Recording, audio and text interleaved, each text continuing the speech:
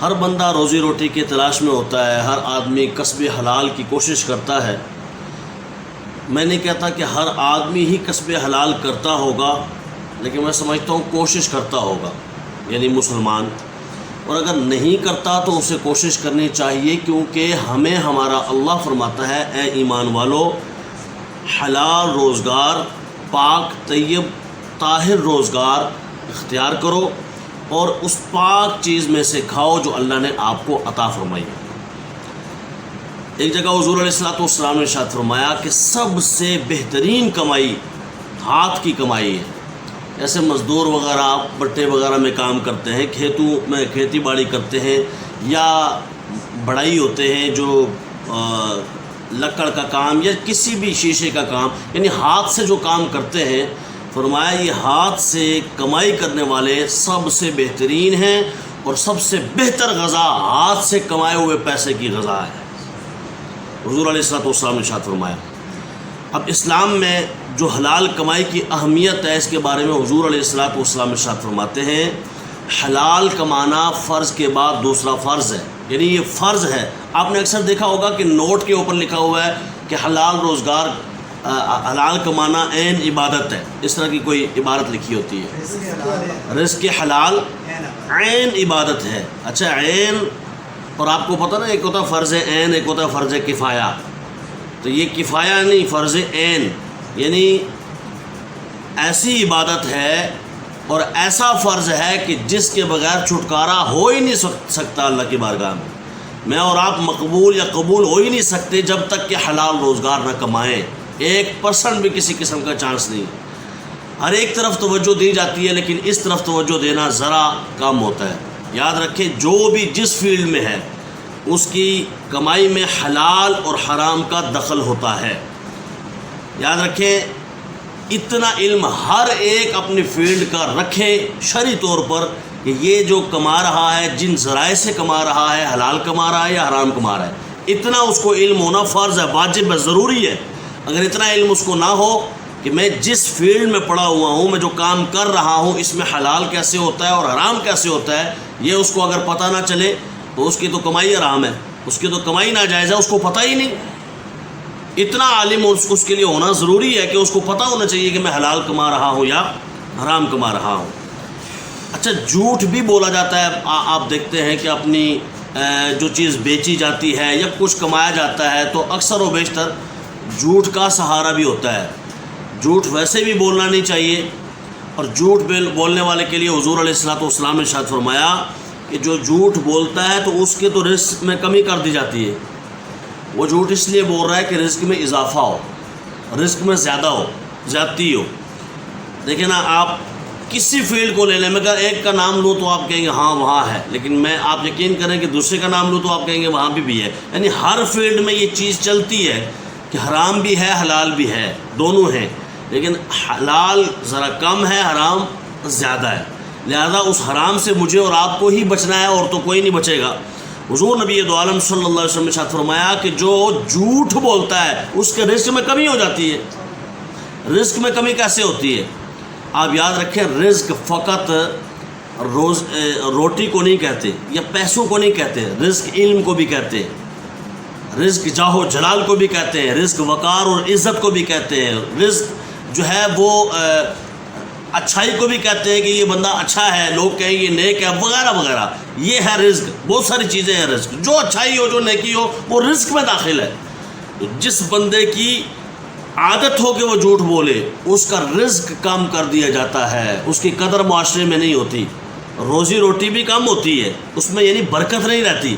کہتا ہے میں کماتا لاکھوں ہوں لیکن سمجھ نہیں آتی جاتا کدھر ہے، سکون نہیں ہے زندگی میں۔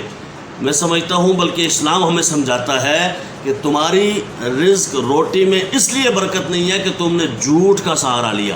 لہذا سچ بولنے میں حرج کیا ہے؟ جب آپ سچ بولیں گے تو سچ میں عظمت ہے، جھوٹ میں عظمت نہیں ہے۔ جھوٹ کو چھپانے کے لیے مزید جھوٹ بولنے پڑیں گے۔ اللہ کریم سچ کی توفیق عطا فرمائے۔ اور پھر حضور نے اسی حدیث پاک میں یہ بھی ارشاد فرمایا کہ جو بندہ اپنے والدین کی قدر کرتا ہے نا، والدین کی قدر کرتا ہے، اللہ تبارک و تعالیٰ اس کی عمر میں اضافہ فرما دیتا ہے۔ میں اور آپ، ہر کوئی چاہتا ہے جی عمر میں اضافہ ہو، ذرا عمر لمبی مل جائے، تھوڑی ذرا مہلت مل جائے، تو آپ کو مہلت چاہیے تو والدین کی خدمت کر لیں، سیدھی سی بات ہے، اس سے سلوک رکھیں تو عمر بڑی ہو جائے گی۔ ایک تاجر کو کیسا ہونا چاہیے؟ حضور علیہ الصلوۃ والسلام نے ارشاد فرمایا جو تاجر ہوتا ہے، تجارت کرتا ہے، کماتا ہے نا، اس کو ایسا ہونا چاہیے کہ وہ جھوٹ نہ بولے، باتیں کرے تو جھوٹ نہ بولے، اور فرمایا وعدہ کرے تو وعدہ خلافی نہ کرے، اگر امانت اس کے پاس رکھائی جائے تو امانت میں خیانت نہ کرے، اگر کسی سے مال لے تو مال لینے میں اس میں بے جا برائیاں نہ ڈھونڈے، اور اگر کسی کو دے تو بے جا تعریف نہ کرے۔ ایک تاجر کو ایسا ہونا چاہیے۔ اور اگر کسی سے اس نے قرضہ لینا ہے نا تو زیادہ پس و پیش نہ کرے، زیادہ اس کو دوبارہ سے مانگنا بہت اس طرح نہ کرے، اور اگر اپنا خود دینا ہو تو جلدی جلدی کسی کو جس کا دینا ہے اس کو دے دے۔ یہ تعلیمات اسلامیہ ہیں، اللہ کریم ان پر عمل کی توفیق عطا فرمائے۔ تو ایک تاجر ایسا بھی ہے کہ جو قسمیں کھا کھا کے اپنا مال بیچتا ہے۔ اکثر ہوتے ہیں، میں نے کچھ دیکھے ہیں، اکثر تو نہیں دیکھے، لیکن لوگ کہتے ہیں جی قسمیں اٹھا اٹھا کے مال بیچ۔ اللہ کی قسم آپ لے جائیں ایک مرتبہ ذرا پتہ چل جائے گا، لیکن یاد رکھیں قسمیں اٹھانے والا تاجر ایسا ہے جس پر اللہ تبارک و تعالیٰ بھی غضب ناک ہوتا ہے۔ استغفر اللہ العظیم۔ سچا اور امانت دار تاجر قیامت میں کس کے ساتھ ہوگا؟ جو سچ بولنے والا تاجر ہے، تجارت کرتا ہے مگر سچ بولتا ہے، جھوٹ کا سہارا نہیں لیتا، ایسا تاجر کل نبیوں کے ساتھ ہوگا، شہیدوں کے ساتھ ہوگا، صدیقوں کے ساتھ ہوگا۔ کیا چاہیے اس تاجر کو کہ جب محشر میں کھڑا ہو تو مصطفیٰ کے ساتھ کھڑا ہو، جب محشر میں کھڑا ہو تو جناب صدیق اکبر کے ساتھ کھڑا ہو، جب میدان محشر میں کھڑا ہو تو عمر فاروق کے ساتھ کھڑا ہو، مولا علی کے ساتھ کھڑا ہو، شہیدوں کے ساتھ کھڑا ہو۔ اللہ کریم صحیح تجارت کی توفیق عطا فرمائے۔ آپ یہ بھی دیکھتے ہیں کہ ہمارے ہاں مزدور بھی تاجر ہی ہے، لیکن اس کے حوالے سے جب ہمارے ابھی کچھ دن پہلے مزدور ڈے منایا گیا پوری دنیا میں، ہمارے پاکستان میں بھی سرکاری سطح پر مزدور ڈے باتیں کر رہے تھے، جناب وہ مزدور ڈے ہونا چاہیے، اور مزدور ڈے کو کس طرح سیلیبریٹ کریں؟ جی ان کو جو ہے نا بڑے فیسیلیٹیٹ کریں، ان کو بڑی سہولتیں دینی چاہیے، ان کو یوں کرنا چاہیے، اور اپنے گھروں میں ان سے مفت کام کرا رہے ہیں، اپنے گھروں میں ان سے مفت کام کرا رہے ہیں۔ اور یہ آپ جتنے سرکاری ہیں وہ آپ بہتر سمجھتے ہوں گے۔ میں ابھی یہاں کہوں گا تو دور تک بات جاتی، کافی دور تک جاتی ہے۔ وہ کہیں گے جی شاید یہ دیکھو جی ہمیں بھی کہہ دیا، لیکن ہمارے دوست احباب ہیں وہ بتاتے ہیں کہ کیا کچھ کرنا پڑتا ہے۔ اور جو غریب ہوگا نا یا نہیں بولنے والا شریف ہوگا تو یہ اس کے ساتھ زیادہ ہوتا ہے، جو بولنے والا ہوگا اس کو اس کا کہنا بھائی آج زمانہ یہ جو ہو گیا ہے کہ ٹیڑھی کیل جو ہے نا بچ جاتی ہے، سیدھی ہوئے تو ٹھوک دیتی جاتی ہے۔ سیدھا سادہ شریف آدمی ہو تو اسے ٹھوک دیا جاتا ہے، اس سے جو ہے وہ مزید ظلم و زیادتی کا بازار گرم کیا جاتا ہے، اور جو ٹیڑھا ہو اسے چھوڑ دیا جاتا ہے، بھائی پہلے تو ٹیڑھا ہے۔ حالانکہ اصول یہ ہونا چاہیے بھائی ٹیڑھی جیڑی چیز ٹیڑھی ہے انہوں سیدھا کرو، یہ کہنا جڑا سیدھا ہے وہ سیدھا رہے نہیں، اس سے اتنا ظلم و زیادتی کرو کہ وہ بھی ٹیڑھا ہی ہو جائے۔ ظاہر معاشرہ ایسا ہے جب وہ دیکھے گا کہ قبول وہی ہوتا ہے کہ جو ٹیڑھا ہو تو وہ بھی کہے گا لو فرمائیں بھی انجی ہو گیا نا۔ اس لیے اپنے رویوں کو بدلنے کی ضرورت ہے۔ وہ مزدور جو کام کرتے ہیں، وہ کسی نے کہا تھا کہ پیتل کی بالیوں میں بیٹی بیاہ دی اور باپ کام کرتا تھا سونے کی کان میں۔ باپ کتنے باپ ہیں؟ یہ ایک نہیں، یہ حقیقت ہے، سونے کی کان میں کام کرنے والے۔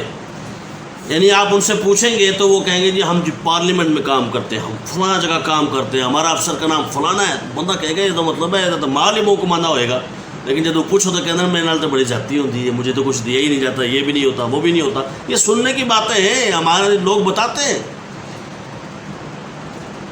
تو پیتل کی بالیوں میں بیٹی بیاہ دی، باپ کام کرتا تھا سونے کی کان میں۔ جتنا زیادہ اس جگہ محنت کرتے ہیں، جتنی زیادہ مشقت کرتے ہیں، اتنا معاوضہ کم ملتا ہے۔ پھر کہتے ہیں